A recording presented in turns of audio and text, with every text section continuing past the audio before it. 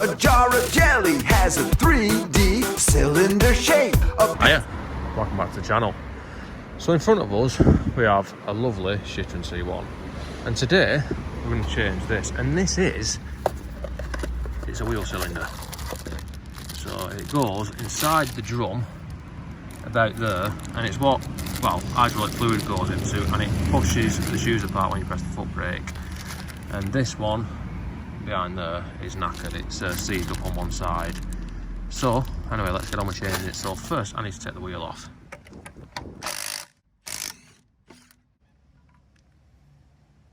And then, although you're using a NASCAR high-end trolley jack, it's better to put the wheel under the sill. Safety first, proper PPE, that's the way we work. Just, well, as an axle stand. Anyway, need to get this drum off. Now normally you would have a screw holding it on there, but I took these off a bit ago and I don't have that anymore, so that's already out. So now, if it's stiff to get off, I'm not expecting this one to be, because it's been off recently. You have got two holes there and they're threaded to M8, so you can push a couple of bolts into them and it'll work like a puller, and it'll pull it against the hub and pull the drum off. That's the idea behind it. Anyway, I'm hoping not to have to do that. So now let's get on with the shitter. Yes. So now we're inside the drum, we can see the part that we need to change, which is that bit there. Now this is a wheel cylinder, and how it works is hydraulic fluid goes through that pipe into the, under pressure when you press the brake. It pushes these two pistons outwards, so it pushes that shoe that way, that shoe that way, and then they go against the inside of the drum and slow the car down. That's what it's meant to do. This one, this piston's seized up and that one's leaking, so this needs changing. So how do we get it off? Well, before I do that, I'm going to do something else, and that is to make my way around to the front of the car, take this cap off the master cylinder, and then put this rubber glove on there. You can use cling film or whatever, and this is to stop air getting into there, to just stop as much fluid coming out as you can, really. And then you put the cap back on the masturbator cylinder with that seal in it that we've just put in, and then hopefully when we take the wheel cylinder off, not as much fluid should come out.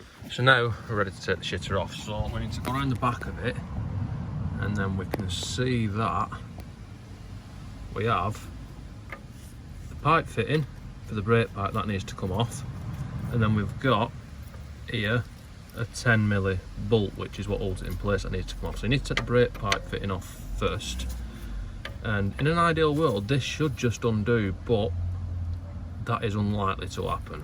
More often than not, you're going to have to heat it up. And now you've carefully and lovingly got plenty of heat into it, you have more of a chance.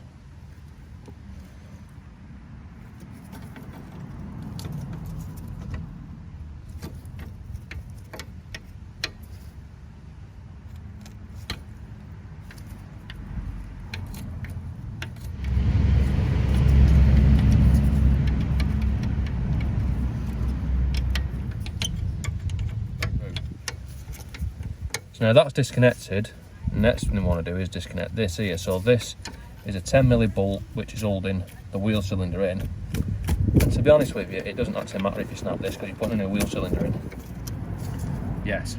And now this should actually be free to just pull off. And before the new one goes in, just worth giving this a bit of a wank off. And now we are ready to fit the new one, which just goes in the same way that the old one came out. Got the bolts put back in, which I'm just going to put in loose, and then obviously I'm going to refit this union into the new one. Just make sure it's straight when you tighten it in, there's nothing really more to it. And then once that's started, finish tightening this one up, obviously torquing it to spec, and now I've just got to tighten this up and then bleed it. So let's get this tightened up. So that is all fitted and pretty much ready to go. So I need to put this drum back on. Now, like I said, I haven't got the screw for that, but put that back on there and just put one of them in it for now. Take this lid back off and get rid of that glove.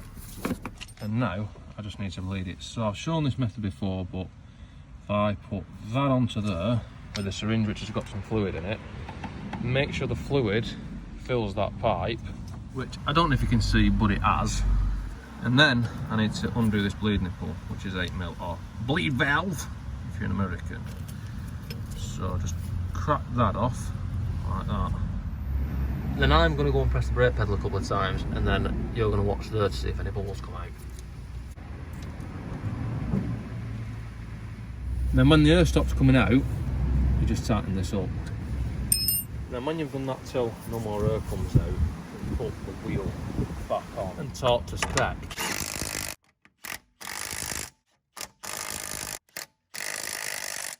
And now we are in fact pretty much done. Set that out of there,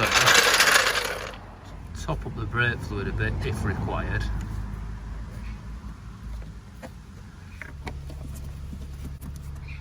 I think we're pretty much done. So that's all for this one. Don't forget to like, comment, subscribe, all the usual shit. And I'll see you next time.